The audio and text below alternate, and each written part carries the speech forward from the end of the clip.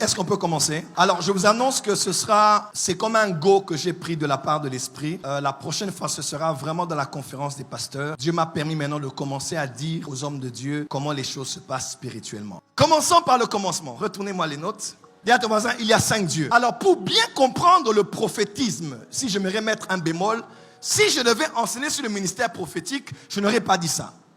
Si j'aurais enseigné sur le don de la prophétie, je n'aurais pas fait ce tableau. Si je devais enseigner sur les dons prophétiques, je n'aurais pas parlé de ça. Mais parce qu'on parle du prophétisme, le prophétisme maintenant englobe l'histoire de tous ceux qui réunissent les prophètes, leur activité et leur vie. C'est ainsi que je me permets d'aller avec vous depuis le commencement. Qui me suit? Premièrement, Dieu est d'abord le Dieu éternel, El Olam, le Dieu de toute éternité. Là où Dieu est, il n'y a pas de temps, parce que l'éternité, c'est l'absence du temps. Dieu est là et il est éternel. Voilà pourquoi on dit, c'est de lui que viennent tout don parfait et grâce excellente, viennent d'en haut de qui? Du Père des Lumières, en qui il n'y a ni ombre ni variation de temps. Quelqu'un peut dire amen? Pourquoi il n'y a pas d'ombre lorsque tu es debout en plein jour? C'est parce que tu es à midi. Quand tu es à midi, le ciel t'empêche d'avoir de l'ombre autour de toi, parce que le soleil est au zénith. Alors pourquoi Dieu ne connaît pas d'ombre ni de variation? Parce que Dieu est toujours au zénith. Il est là où il était. Il n'y a ni ombre ni variation. Il ne change pas parce qu'il est éternel. Pourquoi ça change? Parce que c'est sous le temps. Il est écrit, sous le soleil, il y a un temps pour chaque chose. Pourquoi les choses changent? C'est parce qu'il y a sous le soleil. Quelqu'un me suit? Sous le soleil, parce que le soleil, la lune, les étoiles étaient établis comme l'armée des cieux pour marquer les temps et les époques. Sous le soleil, il y a le temps de naître, de mourir, de manger, de ne pas manger, de prendre les pierres, de jeter les pierres. Tout change sous le soleil parce qu'il y a le temps. Il y a 1 heure, 2 heures, 3 heures, 4 heures, 5 heures, 6 heures. Il y a rotation de la terre pendant 24 heures et translation de la terre pendant 365 jours, qui est le fait que le soleil tourne autour de la terre. Quelqu'un me suit? Et ça nous donne une année. Mais Dieu ne vit pas sous les astres. Dieu vit au-delà des astres. Voilà pourquoi, là où il est, on ne compte pas le temps. On ne calcule pas le temps. On a lu hier dans Job, on dit, le nombre de ces années est incalculable. Qui est le Père de Dieu? Dieu vient d'où? Il habitait où avant? Bref, tu n'auras pas de réponse. Dieu est Dieu et sa grandeur nous échappe. Il est le Dieu éternel. Et je veux que la porte des cieux, je veux que ceux qui me suivent sur Internet, n'oubliez pas que Dieu est le Dieu de toute éternité. Avant les archanges, les anges, les séraphins, les chérubins, tout ce que Dieu a créé, Dieu est d'abord Dieu par lui-même. Voilà pourquoi, même si toi qui es à l'église ici, là, 2000 ans après l'ouverture de l'église, tu dis à Dieu que je vais abandonner Dieu parce que Dieu ne m'a pas donné, parce que tu n'es même pas un bébé spirituel, tu as un problème. Tu penses qu'un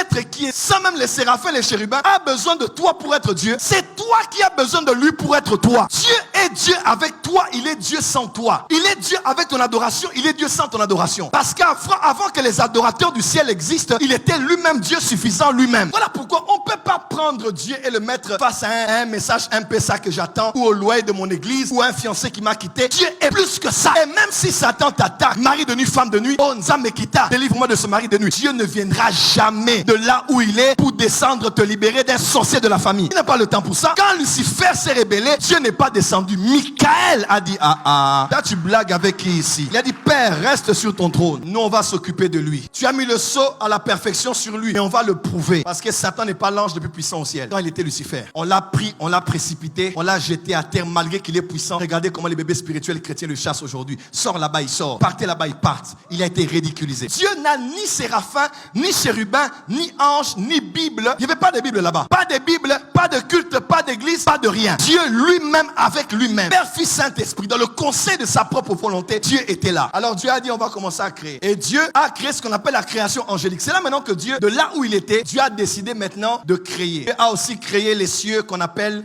le premier ciel au-dessus de nous, le ciel des oiseaux. Regardez les oiseaux du ciel, ils ne sèment ni ne moissonnent. Le ciel là, c'est le ciel des oiseaux. Le premier ciel au-dessus de nous, là où la pluie tombe. Deuxième ciel, Dieu plaça les luminaires dans les cieux. Deuxième ciel, le ciel des astres. Et notre Père qui est au ciel. Le troisième ciel, c'est là où Dieu est assis, là où Dieu règne, là où Dieu domine sous l'univers. Lorsque le déluge avait lieu, Dieu était sur son trône. Je vis l'Éternel assis sur son trône et le pan de la robe remplissait tout le temple. Dieu habite au troisième ciel. C'est là où il pose le commandement, il contrôle le monde entier. C'est là où Daniel a vu Dieu. C'est là où Moïse a vu Dieu. C'est là où Ésaïe a vu Dieu. C'est là où Jean a vu Dieu. Le Seigneur assis sur son trône au ciel. Il a les êtres spirituels autour de lui et il gouverne sur l'univers. Mais j'aimerais vous dire, Dieu n'habite pas normalement au ciel. Dieu n'est pas dans le ciel qu'il a créé. Dieu est ici. Comment? Dieu Dieu, il est ici. Il a créé le troisième ciel où il y a son trône, où il habite là. À vrai dire, celui qui est sur le trône, ce n'est pas Dieu. Aaron et Myriam ont critiqué Moïse. Dieu a dit à Aaron, s'il y a un prophète parmi vous, moi je le parlerai par des songes, par des visions, mais Moïse, je le parle face à face. Et il voit une représentation de l'Éternel. Moïse, qui voyait Dieu face à face, on dit, il voit une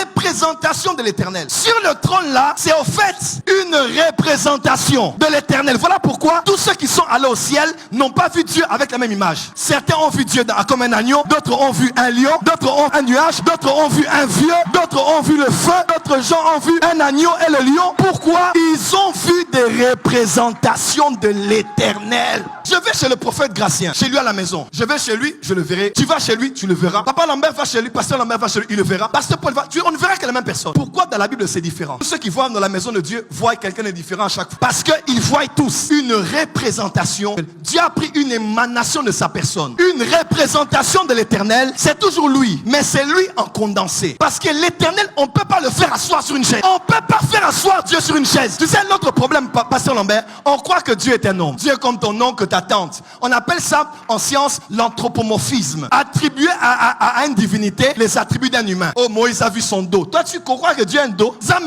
Tu crois que Dieu va te toucher même d'où? Il va te prendre où? Connais la tête de la main de Dieu? Oh, le bras de l'Éternel. Toi, tu veux mesurer le bras de Dieu? Dieu est grand et sa grandeur nous échappe. Voilà pourquoi, quand quelqu'un prend la Bible, il déchire la Bible, on nous a raté, laisse-le. Dieu n'a pas le temps d'aller au ce niveau-là. Parce que même Satan est plus important que lui. Car il est écrit, tu crois qu'il y a un Dieu? Oui, tu fais bien. Parce que même les démons le savent et ils tremblent. Satan a la foi en Dieu. Toi, des fois, tu perds la foi. Mais Satan a plus de foi que toi. Satan tremble quand il croit en Dieu. Mais toi, tu pêches. Tu viens à l'église et tu viens de pécher et tu ne trembles pas. Satan est plus que toi. Zamba Mouninga Nabisote.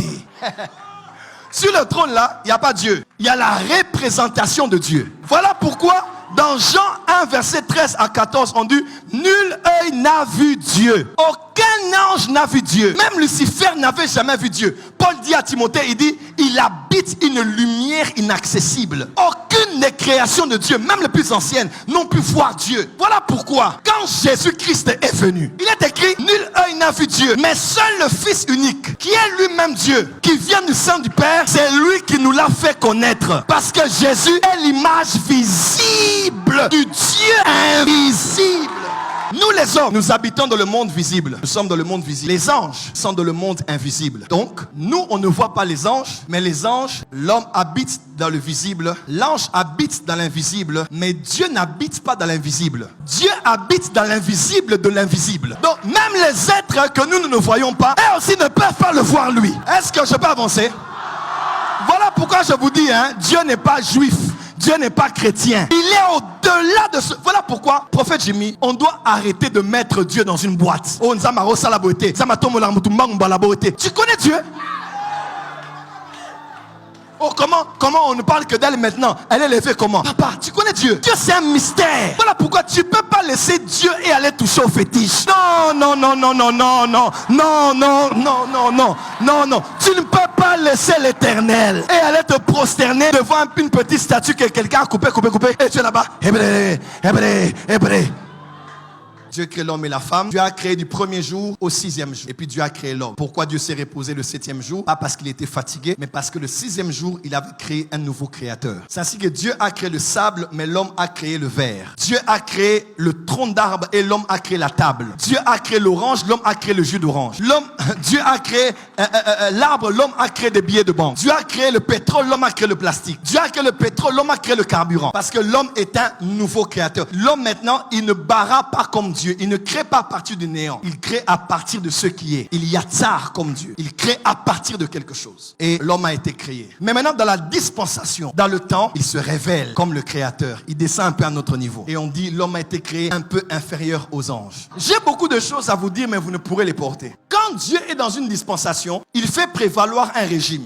Il révèle une partie de sa nature qu'on ne connaissait pas. Il révèle une partie de son plan qu'on ne connaissait pas. Il fait certaines choses qu'on ne connaissait pas. Et c'est surtout ça qui prévaut en ce moment-là. N'est-ce pas? Par exemple, quand Dieu était concentré sur Israël, il était concentré sur Israël. Avant Israël, dans la dispensation de l'innocence, du gouvernement humain et de la conscience, Dieu était le créateur. Quelqu'un me suit? Je veux dire quelque chose de dangereux ici. Pardonnez-moi, théologien. J'ai un problème avec l'église. Quand une dispensation, là maintenant nous sommes dans la dispensation de la grâce, dispensation de l'église. Dieu est concentré sur l'église. Tout ce qui se fait à l'église, c'est d'abord prioritaire pour Dieu parce que c'est l'accomplissement final de ce qu'il commençait à annoncer déjà depuis le début. Quelqu'un me suit? Mais quand Dieu est présent dans une dispensation, il faut écouter la dispensation, prêcher la dispensation, suivre la dispensation. Mais il faut plus regarder au dispensateur qu'à la dispensation. Dans la dispensation de la loi, il y avait la loi qui comptait. Dans la généalogie du Saint-Fils de Dieu, on a eu une femme qui s'appelait Rahab. Parce que même dans la dispensation de la loi, on avait des ouvertures de la grâce. Parce que celui qui est au-dessus des dispensations, il fait d'abord ce qu'il doit faire dans la dispensation et il n'est pas limité à ne faire que ce qui est de la dispensation. Voilà pourquoi même à l'époque du gouvernement humain, Noé trouva grâce aux yeux de Dieu. C'était pas encore la dispensation de la grâce, mais Noé a trouvé grâce. Le problème c'est ça. Quand Nzamba a bougé nae, mais qu'on l'a mouvementé, l'anda oya bougé. Pour ce qu'on l'a ningani, on risquait de rater tant on ningani après. Quand Dieu fait un mouvement, sur le mouvement, mais reste concentré sur le Dieu qui a fait le mouvement. D'autres gens maintenant sont restés, Dieu ne fait pas ça.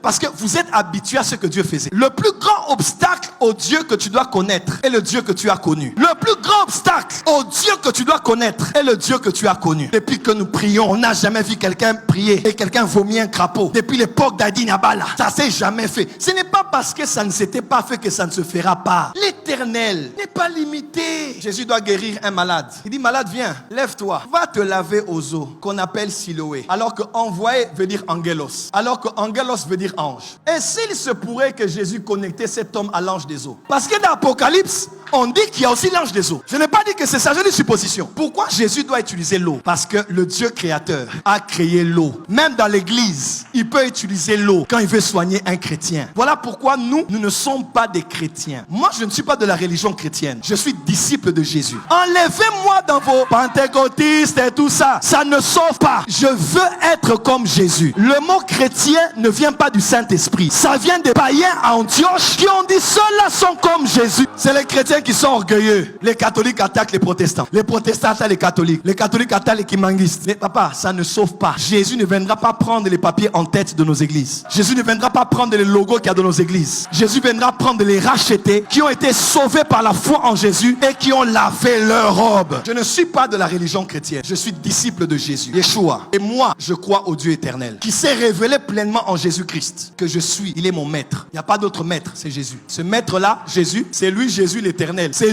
lui Jésus le créateur. Il peut utiliser même les lumba. Il dit, mon fils, prends les lumba. Tout tango. Melissa Moana Robika. Pourquoi il t'a pas dit prie et l'enfant sera guéri? Et pourtant il est écrit, vous imposerez les mots malades. Dieu est le Dieu éternel.